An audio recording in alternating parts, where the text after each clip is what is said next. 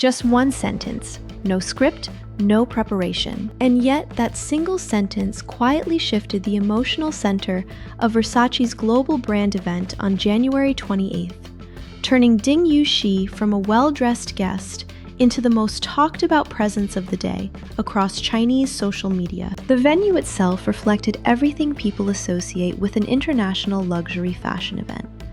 Bright, even lighting washed over polished floors and marble surfaces. Camera flashes echoed continuously, overlapping into a familiar rhythm that never truly stopped. Every movement felt measured, every interaction carefully paced.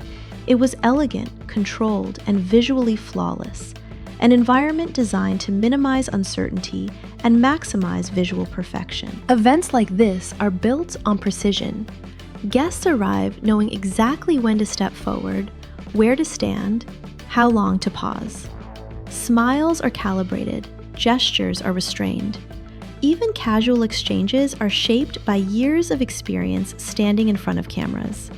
It is a space where spontaneity rarely survives intact, and where authenticity, if it appears at all, usually does so by accident. When the photographer introduced the shoot's imaginative concept, describing it as an extravagant Italian big family, the tone felt theatrical but expected. Bold, cinematic, slightly playful, and perfectly aligned with Versace's identity. The concept invited imagination, but within clear boundaries. Everyone present understood the role they were meant to play, and how to play it well. Then Ding Yuxi laughed softly and said, almost as if thinking out loud, "Then I'd better go home and write a biography first." For a brief second, the rhythm broke. Laughter spread across the room. Not delayed, not polite, but immediate and genuine. The carefully curated atmosphere loosened. What had been polished and formal suddenly felt human. That single sentence created a pause where people stopped watching a performance and started reacting to a person standing in front of them. What made the moment resonate wasn't simply that it was humorous. It was the absence of calculation behind it. Ding Yuxi didn't interrupt the event or attempt to dominate attention. He didn't exaggerate his tone, repeat the line, or wait to see if it landed. He didn't look around to measure reactions. He simply said it, naturally, and moved on. The remark didn't undermine the concept, it enhanced it, adding warmth and intelligence without pulling focus away from the event itself. That kind of restraint is difficult to fake. That day, Ding Yuxi wore a cobalt blue Versace blazer, a strong color that conveyed confidence without aggression. The tailoring was sharp yet relaxed, with structured shoulders that allowed ease rather than rigidity. It was a piece that communicated authority quietly, without theatrical display. Underneath, he paired it with a white high-neck inner top. The simplicity softened the boldness of the blue, creating balance rather than contrast.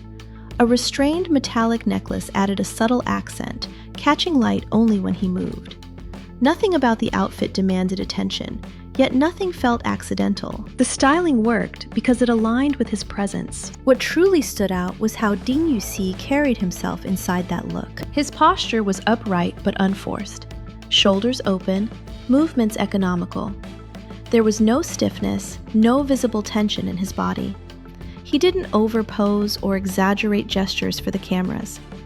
Instead, he stood as though entirely comfortable with being seen, yet not dependent on being watched. His body language suggested familiarity with attention, not hunger for it. His gaze often drifted slightly away from the camera, thoughtful rather than performative. His expression remained calm and composed, never exaggerated, never frozen. It gave the impression of a cinematic still frame, observational, introspective, unhurried. The sentence about writing a biography lingered in people's minds long after the laughter faded. On the surface, it sounded playful, light, almost casual. But for those familiar with Ding Yuxi, it felt deeply characteristic. He is known within the industry for preparing extensively for his roles, often writing detailed character biographies that explore emotional history, psychological structure, and inner logic. These notes are not created for publicity or discussion. They are private tools, meant to help him understand how a character thinks, breathes, reacts, and exists when the script offers only minimal guidance. For Ding, that is why the joke landed differently. It wasn't a clever line designed for laughs. It was a glimpse into a habit of mind, one that prioritizes context, depth, and intention, even in situations that don't require it. In that moment, the boundary between Ding Yuxi the actor and Ding Yuxi the person blurred naturally. He didn't explain himself. He didn't frame a message. He didn't attempt to shape how the moment would be received. The moment revealed itself. Within hours, short clips from the event spread rapidly across Weibo. The same few seconds were reposted again and again, often without captions or added commentary. The clip didn't need explanation. It carried its own meaning. Hashtags climbed trending lists, but what followed was not chaotic hype. The discussion was calm, observant, and reflective. Many viewers didn't focus on the joke alone, but on what it suggested about Ding Yuxi's way of thinking. People weren't just laughing, they were recognizing consistency. Many comments link the moment to his past interviews, behind-the-scenes footage, and stories from film sets. Viewers pointed out how naturally this brief interaction aligned with everything they already knew about him. It didn't feel like a new image being created, but an existing one coming into clearer focus. "It's funny, but it feels sincere," one comment read. "You can tell he thinks deeply, even when he jokes," another said. Some noted that this was precisely why the moment felt refreshing. It wasn't designed to be memorable. It became memorable because it was honest. Entertainment media soon followed, describing how Ding Yuxi left a strong impression without chasing headlines. Among many carefully styled appearances, he stood out by allowing personality to lead rather than spectacle. In a space dominated by presentation, he offered presence. He didn't compete for attention. Attention arrived on its own. As the day went on, the conversation didn't disappear. It slowed, settled, and deepened. People replayed the clip not because it was shocking, but because it felt real. In an era where audiences are increasingly sensitive to exaggeration and overproduction, authenticity has become a rare currency. Ding Yuxi offered that authenticity without labeling it, without presenting it as a statement, and without attempting to control its impact. When the event concluded and the lights dimmed, the moment didn't vanish with the crowd.